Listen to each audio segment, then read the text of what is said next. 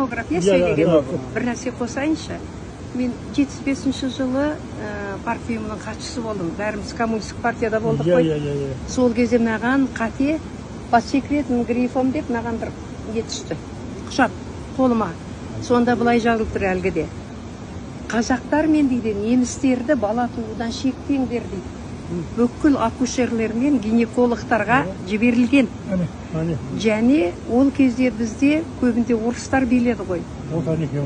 Сонда айтады, оларға бала сау емес, мүгедек болып жатыр, мынаны тусаң да жаман болады деп, егіз болса ол біреу-ақ болды деп, ауыр туып жатсың деп біреуін ғана туғызып беріп, үшемдер де келді сол кезде.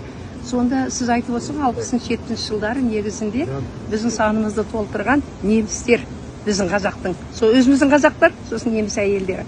Әлгі гриф, подгрифі маған байқамай сұқпалды. Сосын әлгі мен бардым. Бірақ сол кезде партия ұйымында қазақтарда отырды ғой, райкомдарда. Бір керемет, бір ағамыз болған. Сол кісіге барып апардым да, аға деп жылап жібердім. Мынаны қараңызшы, мыналар бізді жасырын құртып жатыр ғой. Енді шектеп жатыр. Ойбай, балғандағын сен қайдан алдың? Мынаны ешкімге көрсетпей, ертең басын құртылап жас емессің ба деп. Сосын айтым, осы менде болмасын, сізде болсыншы, осыдан бір нәтиже шығарыңызшы дедім. Міне, сондай ол жалғыз ғана, мен ол кезде Ресейден жаңа көшіп келген кезім Шарбақты ауданында істедім. Сонда Шарбақты станция бар кәдімгі. Шарбақты ауданында, мынау жалғыз бізге емес, бүкіл Қазақстанға таратылған нәрсе ғой. Под секретным грифом деп тұр солай. Содан кейін сол аға өзі бір отты адам еді, керемет, Жакин деген.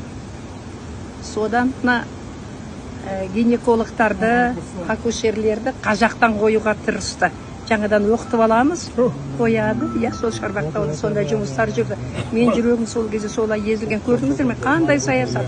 Сонда мына 73 жылдан басталды ол, содан 86-ға дейін жалғасты.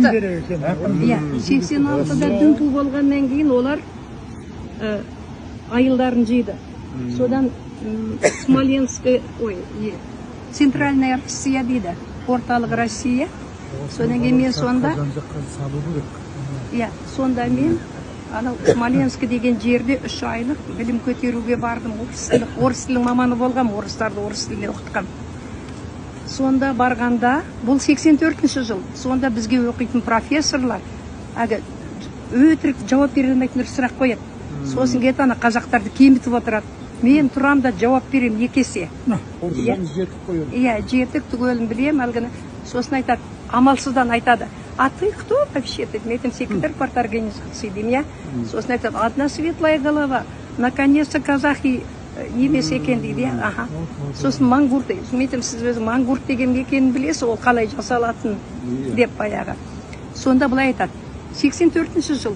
Біз бәріміз құндыз бөрік басымызда, шапка. Құндыз жаға пальто, әттақ нан жегенімізге. Сосын әдеме социологпын деп үйлеріне кірдім. Сонда олардың мақтаныштары горница анандай үлкен үйлері, қонақ үйлері. Сонда кенеп шығарады, олар лен шығарады ғой зығыр. Сол кенептен тоқылған, боялған сиямен ала не жатады, ең көрнекті нелер алаша сияқты дорожка дейді. Солары жатады. Сонда бізде ол кезде Қазақстанда паластар жазғы үйдің жерінде жатады. Біз солай тұрамыз. Сонда маған айтады, скоро грянут такие события дейді. Сендер дейді, немен дейді, қалыптарыңа түсесіңдер дейді. Мен қазақ халқы, дала халқы мінезі асау. Ешкім халықты азайтуы мүмкін, қалпына түсіруі мүмкін, бірақ рухымыз өлмейді дедім. Содан 3 айлық курстан мені шығарып жіберді. Бірақ мен алдын ала рефератты бәрін жазып саған, содан кейін бәрбір неге жазып, Москваға бәрін жазып қағазымды алдым. Сонда деймін, сол 84-ші жылы, 86-ші жылғы болатын уақиғаны біліп отыр. Нагрянут такие события дейді. Естеріңді жей алмайсыңдар. Вот солай болды. Солардың арасында жүрдік. Светлана апай, жаңа Ақсу, Ермак қаласы бар ғой, соны атын өзгертуге үлес қосып, осы Алматыға келіп, артық нелерін бәрін жүгіріп, қағаздарын бәрін қайта арттарынан қалмай, ақыры соны добиваться етті ғой. Қазір Ақсу қаласы болды. Бұрын. Мен енді ағалар, бауырлар. Міне тұрмын ғой, осы тұрғанда сіздердің түрлеріңізді көрмей қор болып тұрмын. Жобаларыңызды көреміз, онда маған қышқыл лақтыр 90-шы жылы келіп, Ермак қаласына бастадым ғой енді. От благодарных потомков Ермаку деп жазылып тұр. Сосын мен ана жігіттерді жинадым, намыстарың бар ма? Әй, сендер қандай потомкісіңдер, сендер оған неге благодарный боласыңдар? Өтіп жүріп қарамаппыз ғой дейді. Сонда азат қозғалысын білесіздер, иә? Сонда ана Есенәлиев бар ғой, Михаил Есенәлиев. Михаил Есенәлиев, иә. Бізде қазір Павлодарда ол кісіге үлкен көшені бердік. Сосын Совет Қазақатай, Дәрімбетовтармен бәрімен жүріп, солардан сабақ алып, мені қарындасым деп жанына қосып, мені газеттен шығарып жіберді, журналист едім.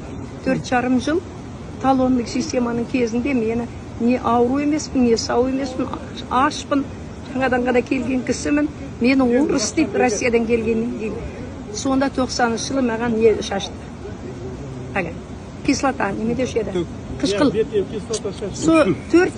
4 метр жерден соның бір тамшының 1000-1 бөлігі мұны көзіме тиді. Жақсы кезде білінбейді екен, 2017 жыл бұл көзді қойдың көзінде ойып алып тастады. Мына көзі, мына протез ғой. Сосын салмақ мына көзге түседі. Оның сен журналистің, оның сен жазамын. Қашып, пысып жүремін. 3 әріп соңынан түскен жоқ. Осы бір 5 жыл болып шығарып, прослушканы телефонымды тапсырып тастадым. Міне, содан міне қазір сіздерді көрмей, міне жарты жыл болды қорғып тұрмын. Ой, мына сізге Алла жар болсын, жаңа айттым ғой. Арулар, асыл жандар, шуақ болып шашылғандар деп. Мына қазақтың әйелі арқасында біз мына ұлт болып қазір осындай дәрежеге көтеріліп отырмыз. Барлық қазақ әйелдері жасасын деймін. Алла өздеріңізге жар болсын, отбасының мынау ұйытқысы болып отырған өздеріңіздей аналар. Алла жар болсын, ұзақ жасаңыз.